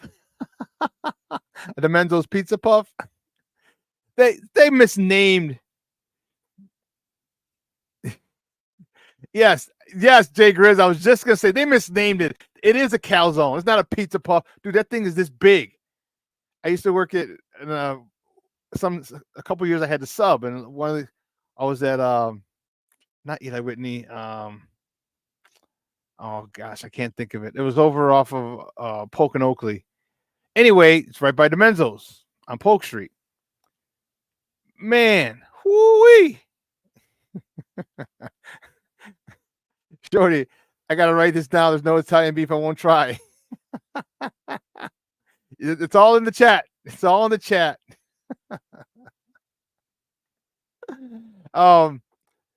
You know what I really liked, which I thought was really cool? I liked the discussion. We talked about the Matthew the Judon attempt, the attempt to trade for him, and how he walks through that process. Check it out. Patriots edge rusher Matthew Judon is on the market, and Poles is working hard to make a trade. So we did a Judon conversation today. He only played 4 games. He had a bicep. So just from an analytics standpoint, kind of where he's at. So just wins at it. He's 50th among defensive ends. To put in perspective, Sweat's 14th. We believe he would help us get better. Just his style. We think having a bicep rather than like a lower body injury, he still would play to the same intensity and explosion as we did before. It does come with risk though at 32. He's got some things working, huh? Yeah. Think we'll get it over the finish line?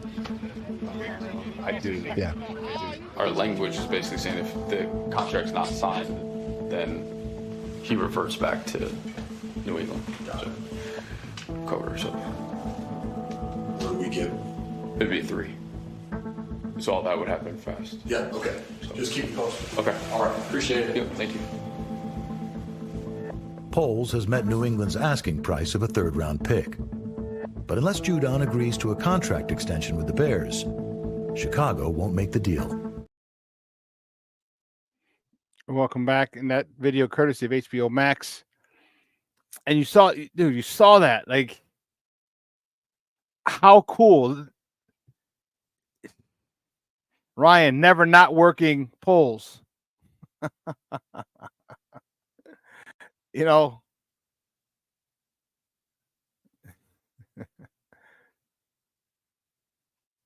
Yeah, Jay Grizz talking about the size of the meatballs.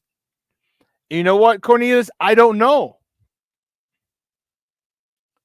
I didn't hear of Judon signing an extension with Atlanta. I didn't. Let's see.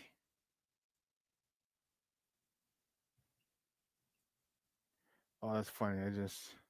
I was just about to Google it, and they had a picture of Simone Biles. I go back to it, like, oh no, they might just move it. She'll disappear. And sure enough, I went back and I was trying to find that. All right.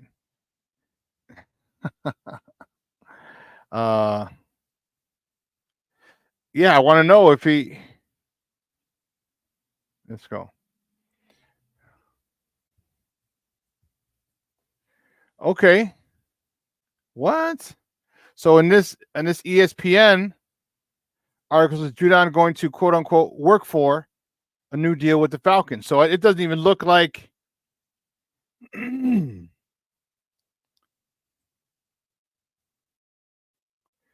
shut the front door. So according to this article from ESPN, All right, Mark Raimondi says Matthew Judon, the newly acquired Atlanta Falcons star pass rusher, will be playing without a contract for next season, at least for the time being, by choice, according to him. And he also goes on to say in his first news conference Monday, the edge rusher said he does not believe he has earned an extension yet with his new team. Falcons traded a third-round pick to the Pats for Judon last week. Judon had held out in training camp and fell out with the Patriots on a number of issues, including his base salary, which is only $6.5 this million, and not having a contract for 05. But Judon said in his contract, he says, or in his presser, he said, the Atlanta Falcons know nothing about me as a football player and about me as a man. They really know my previous resume, so I can't really demand or ask for anything that I haven't worked for. And that's where I've been my whole life. So I'm going to work for it, man. Okay.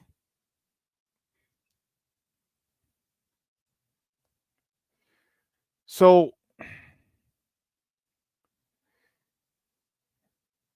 it doesn't make sense. And if it's because maybe they wanted the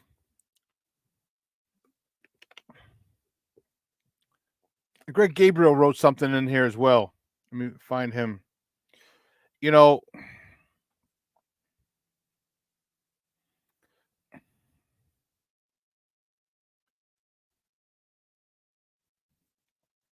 yeah. So here's what Greg Gabriel wrote. And here's so the story out of New England is false. The story that Judon, quote unquote, chose Atlanta, but reality is if he had agreed to a contract the Bears offered, he'd be a Bear. Bears weren't doing the trade unless there was a new contract that came with it. Smart. So why you wouldn't want, as a 32-year-old guy, you know, like why wouldn't you? He just turned 32, August 15th, last week. As a 32-year-old guy to get another 2-year deal or 3-year deal, why wouldn't you do it with this team? You know, I think that could have been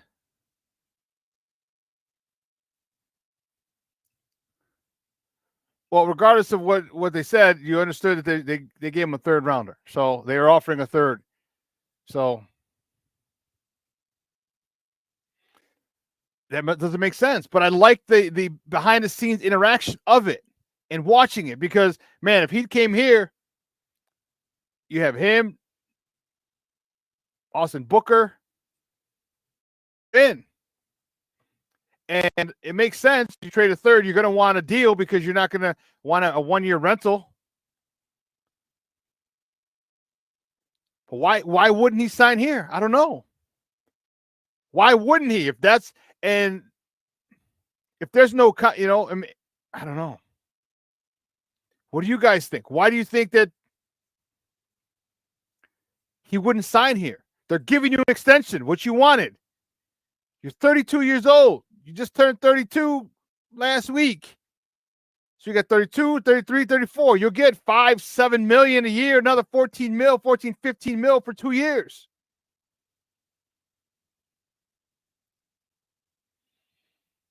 I don't know.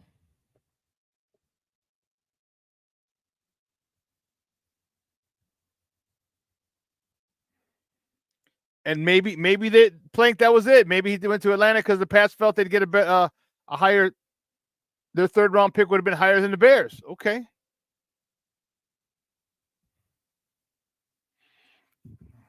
I don't know. No clue. Me either, Shorty. Mr. Shorty wrote no clue.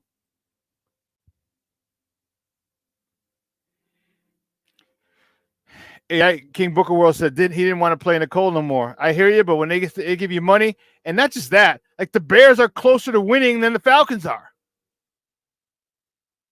The Bears are much closer to winning a Super Bowl than the Falcons are. But okay. Cornelius Squall says, well, at least we know Poles is still on the lookout for an edge rusher. Yeah. And now everybody else knows it too. So we'll see. But hey, you know what? He's going to pull. Never not working. He's still going to keep looking. Still going to keep looking. And I don't think, and everyone says, oh, Post, we can win now. Yeah, I don't know about that. But you want the extension because now if you get him for 3 years or 2 more years, this year plus 2, his last year, not even his last year, but next year, 2025, I say we're serious contenders for an NFC title game berth. We're serious Super Bowl contenders at that point. I think we're anything can happen. We can go there this year. It's possible. Some things need to fall. I know Shorty's going to be all excited, but certain things need to fall. And Moss, good morning, Papa. Thank you for tuning in. He writes, more money, more over rings is the player's interest. Yeah, but you get a playoff share.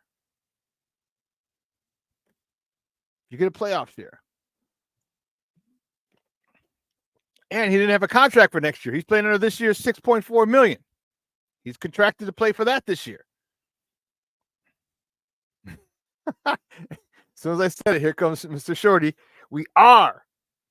Shorty says, we are, ARE is capital letters. We are going to the Super Bowl this, capital THIS, year. Book it. Book it is all caps. And we could. It's not out of the realm of possibility, Shorty, or any other Bear fans who have that same thought. Plank writes, dynasty incoming. It's not out of the realm of possibility. It's not. All right. And you're literally one injury away from on another team that'll catapult you into the top stratosphere of the NFC.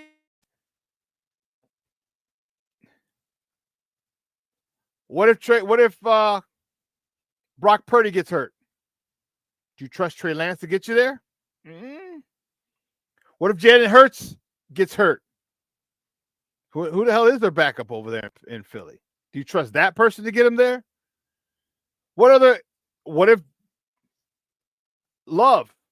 Jordan Love gets hurt? Do you trust anyone else to take them to Green Bay there? Same thing with Detroit. Are Trey Lance in Dallas now? All right.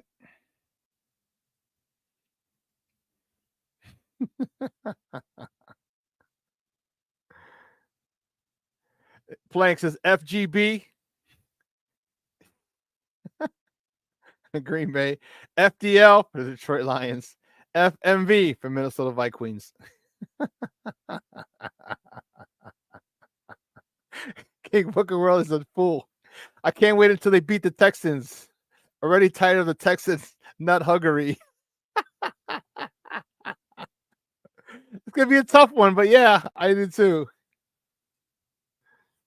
Leo Factor says Texas went from the bottom of the league to contenders in the blink of an eye. Yeah, they did.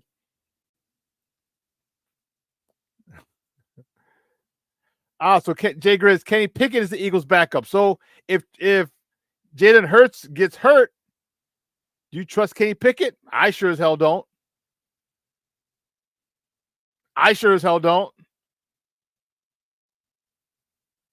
So the Bears, the thing that the backbone of this team is the defense. They have that defense. You know, if you added Matthew Judon, that's the top defense in the NFL preseason. Top defense in the NFL. It doesn't mean we still can't get there. It doesn't. And truth be told, who the hell cares if you're the top defense starting the season? Who the hell cares if you're the number one team, number one defense, or number one team, or number one this going into the season? Nobody cares. Show me who the number one team is at the end of the season. Now we're cooking with gas. And to finish up the season, the last 6 games of the year, the Bears defense was number 1 overall. Number 1 in most categories, but number 1 defense overall.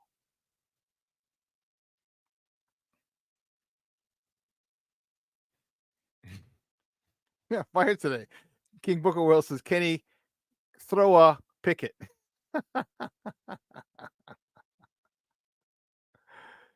So we're going to rely a lot on this defense. If you show it up to give us something proven on the other end, other side of Montez Sweat, Lord have mercy.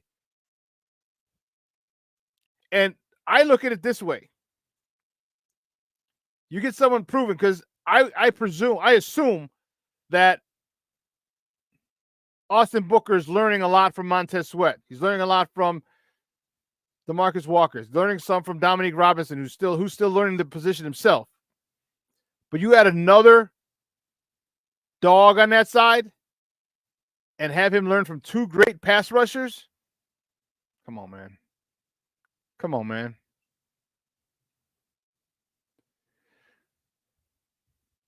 Austin Booker's doing well to begin with. He's doing well to begin with. Imagine more nuggets that he can get from another stud pass rusher. Imagine all the nuggets. And he's getting a lot. You know, they showed yesterday, they showed Coach Washington talking to him. And dude, it got me so excited. The hair on my arms stood up because he was talking to him just like a father to a son. Very disciplined father, one of those old school fathers. But he was like, I like what you did here. You know, I like this and this. Now don't stop. You know, just the way he talks to men need that. Football players, but men in general, generally speaking, men need that type of love, that tough love, or that male love from a man. And the critique from Coach Washington to Austin Booker, he was like, yeah, I like what you did there and here. But I need you to, and now I need you to stay consistent. I need you to do this. And he's like, yes, coach. You know, just like, yes, coach. And he's soaking up every word. This kid's going to be, he has the potential right now. Bruja, you're a fool. Booker the Berserker. You've been saying it. You've been on him from Jump Street, Bruja. Bruja 7. You've been on him from Jump Street. So but this kid, he could be that dude. But I wouldn't be impressed. I wouldn't be impressed. I wouldn't be surprised if we go get another one, as Ryan Poles showed he's already doing, because that would solidify this. And much to my chagrin, I don't really care, but we would definitely be the top defense going into the NFL, going into week 1, if we get one. Give me a guy who had double-digit sacks last year.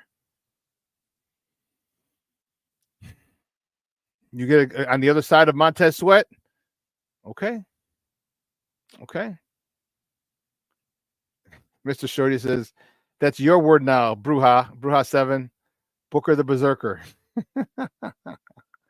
King Booker World, you said Booker equals a starter. He's going to be a starter by week 9. Okay. Jay Grizz, what about a 3-tech? I don't know if he's going to grab a 3-tech. I think he's pretty happy, and I'm pretty happy with Gervon Dexter. Zach Pickens had a sack the other day. I'm okay with that right now. Don't forget Daniel Hardy is another dude who's been, dude, what the hell? Like, Daniel Hardy's had a sack every single preseason game. This dude's there's no way he cannot make this roster. There's none.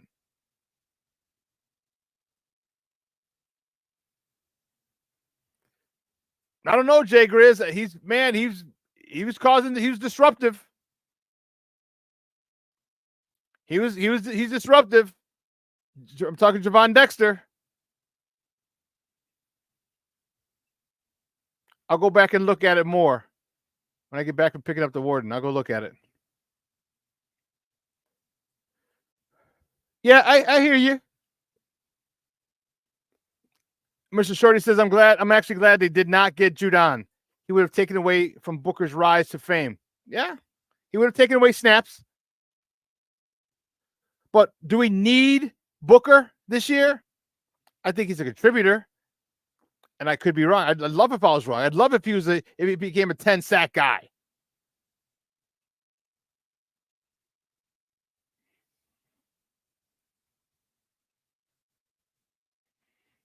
Yeah, King Booker World, I agree with you. People keep talking about Gervon Dexter not having a good summer.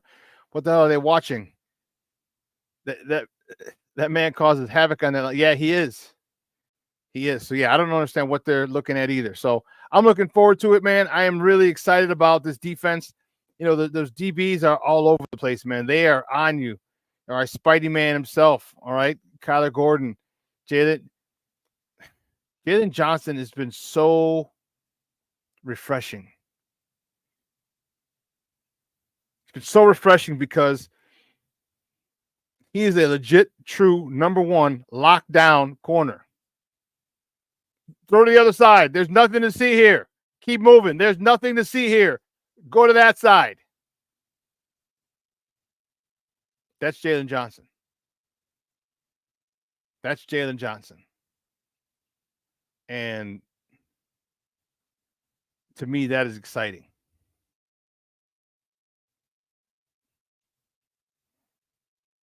Yeah. King Booker World writes, Grizz, it's like he's like once or twice with a slow get off, but I've been paying attention.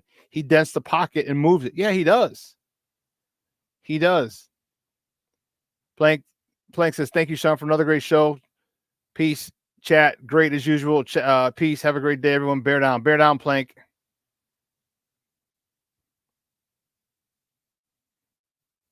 Yeah. King Booker Will says, I can see the death triangle of Booker, Dex, and Sweat making teams quit. Hey, that's a good finishing move if you're a wrestler, the death triangle. The death triangle. Oh my goodness. But this is going to be fun. I'm excited about tomorrow. I don't know where I'm going to watch it tomorrow. I haven't decided yet. But I'll catch the game tomorrow somewhere. Jay Grizz, dude, you're on fire today. Quarterbacks disappear like planes over the Bermuda Triangle. Shout out to AEW, King Booker World. Oh man, but yeah, it's gonna be fun tomorrow. See the backups, and we get some more of, you know, Zach Pickens. I wonder if Booker's playing. I would hope Booker plays. Kevin Hardy. All right, one guy I really hope gets some time because I think his spot on the roster is not it's not strong. I don't think he's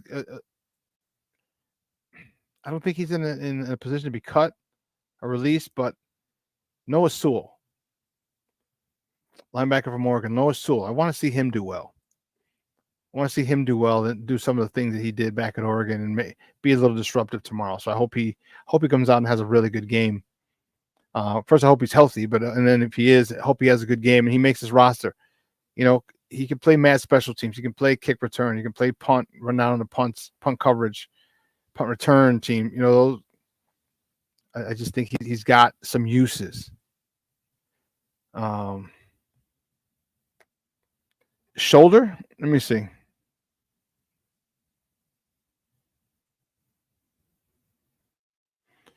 Yeah. Woo. Oh, it's not saying. I think it was a shoulder injury. King Booker World asked, what was Noah Sewell's injury? I think it was a shoulder. All right. So, but I like him. I like him a lot. I like his attitude. He has a good lineage. He comes from a great football family. There's a lot there. A lot. So, but man, 2 hours is come and gone, guys. I want to thank the chat. You guys were lit. This was jumping as always. And I want to just thank my peoples in the chat, man. It was good, from King Booker World to Jay Grizz to Patty Lara to Junior Lara to Plank to Cornelius to Mashawn. All right, to Bruja 7 to Leo, to Aunt Mas. All you guys, man, awesome. To the vet for, man, you guys are in it, man. It made it exciting. And I appreciate the love and the support. Guys, I'll see you on Friday. I'm fired up. If I missed anybody, please forgive me. My guy Armando, he joined me as well. If I missed anybody, Black Diamond, that's right. Black Diamond joined in for a little bit. Good morning, Papa. I hope you're still with us and watching the show. Yeah, he said, so for starters, the Queef's not playing. No, they're not. They're not. And everybody else, if I forgot you, my apologies. But hey, a great time, great show, and great energy from you guys in the chat. All right. So I got to go pick up the warden. All right, from CrossFit, her CrossFit class. All right, I got some stuff I have to do today. So for everybody, I appreciate you. Thank you, sports owners. You are the bomb. It's why you make this. This is the best morning show, morning sports, Chicago sports talk show around. It's because of you guys. And I don't just say that in the morning. I mean it because you guys are keeping it lit. All right. So for everyone here at Sports Zone Chicago, Elias Baez, our executive producer, Clarence Council, our social media guy, and my co-host and abstention Maya. I'm your boy, the SuperBack, Shawn Sierra. Guys, have a phenomenal day. It's going to be beautiful. The weather is going to be as high as 70s today. Yeah, I think high 70s or low 80s today. It's going to be beautiful. So get out there if you get a chance to, hit a patio, hit a rooftop, go out for lunch, take a walk on your lunch break. All right, you got to lose some weight anyway. We all got to lose. The high is 77 today, according to Cheryl Scott. All right. Remember to tell your loved ones you love one, because man, death is the finality of death is something else, man. It's still still having little issues with the passing of my cousin a couple last month. That was still hurt because I didn't get to say goodbye, and we hadn't spoken in a year because of some beef, not beef, but because of some stuff that was going on. All right, so make sure you let them know. All right. And Jay Grizz writes for Mr. Shorty, make sure to hit up Al's Beef and the Menzo's Pizza on Taylor Street. The Menzo's, and ask for the pizza puff, and you get a big ass calzone. All right, folks, have a great day. I am out of here. I can't wait. And then I got a whole bunch of food in there for me when I get back. I am fired up. All right, so for everyone here at Sports Zone Chicago, guys, I'm your boy, the SuperBack, Shawn Sierra. I will see you on Friday. The show replay tonight at 6. All right, so for everybody, your boy, the SuperBack, I am out.